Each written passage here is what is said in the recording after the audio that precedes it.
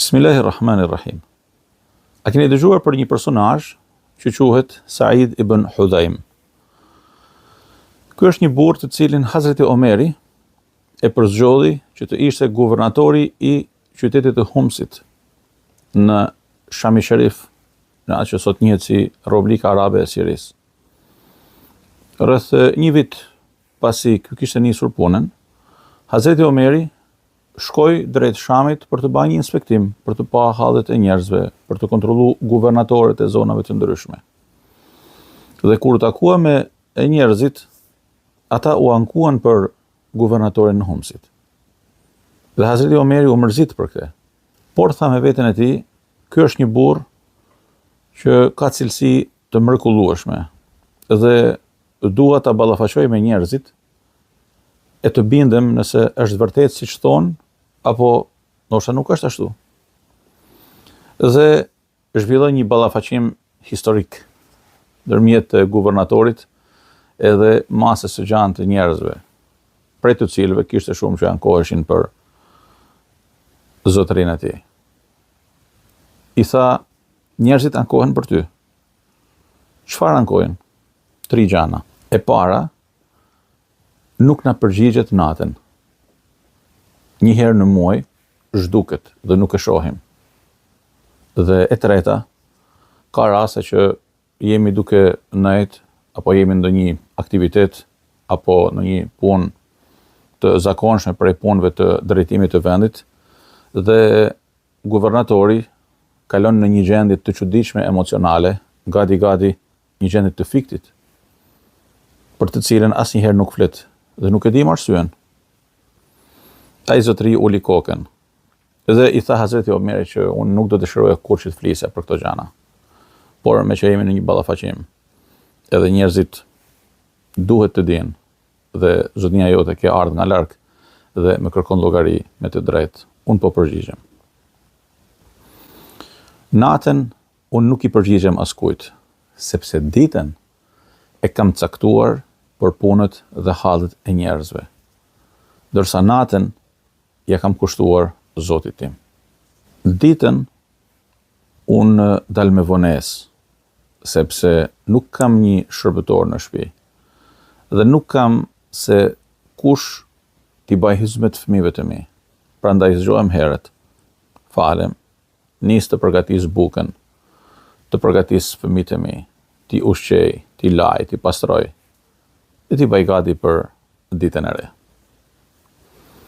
Një herë në muaj, është e vërtetë se unë nuk dal përpara njerëzve, sepse nuk kam rroba përveç këtyre që kam. E një herë në muaj, detyrohem t'i laj, t'i pastroj, të pres sa të thahen, e pastaj t'i vesh e të dal të nesërmen, i pastruar dhe i lar në mesin e njerëzve.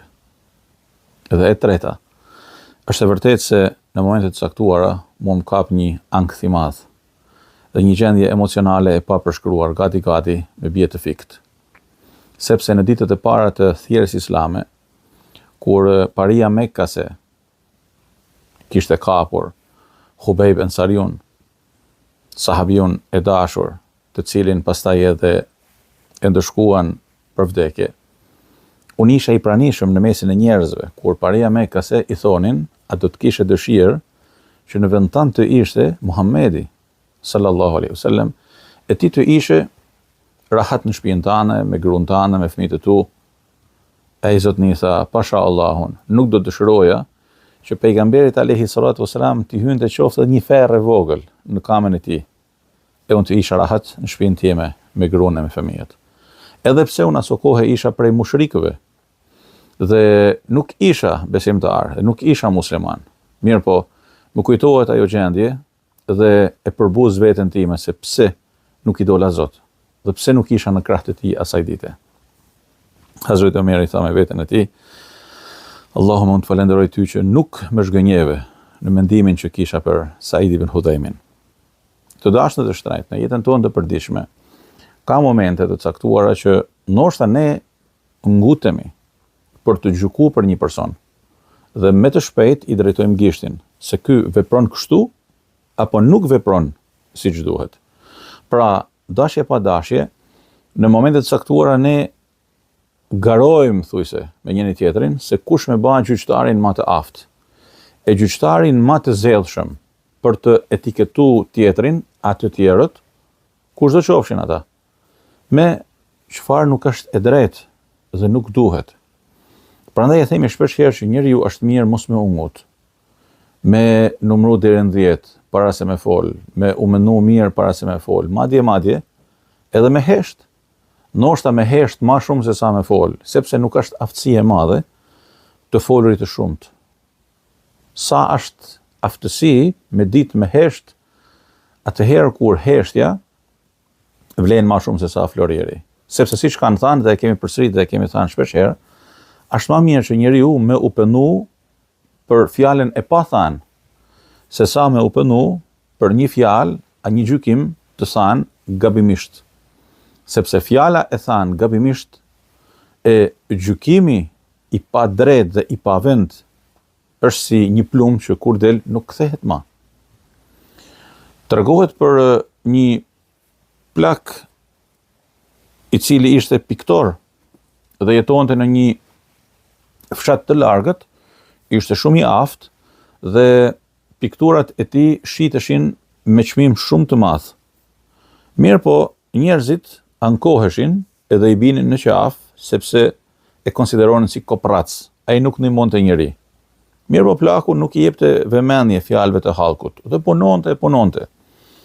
Dhe grumbullonte pasuri, e shiste prej kryeveprave të tij. Derisa një ditë ai ndroi jetë. Dhe ata që kishin fol për të, u gëzuan, thanë shpëtuam nga një koprac.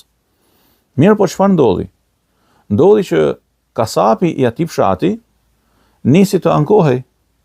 Për çfarë? Nisi të ankohej për pamundësinë e tij për të ndihmuar 10 familje që i ndihmonte nga pasuritë që i shpenzonte për ato familje. Piktori plak ja sillte të hollat në mënyrë të fshehtë dhe kërkonte prej tij që askush të mos dinte asgjë. La ilaha illallah. Që do thotë se nuk duhet me ungut. E që do thotë se shumë të mira që kemi mundësi me i ba fshehtas, pa tjetër që duhet me i ba fshehtas, edhe shumë ma mirë është që askush me e ditë se e bajmë atë të mirë. Sa do e vogël qoftë ajo.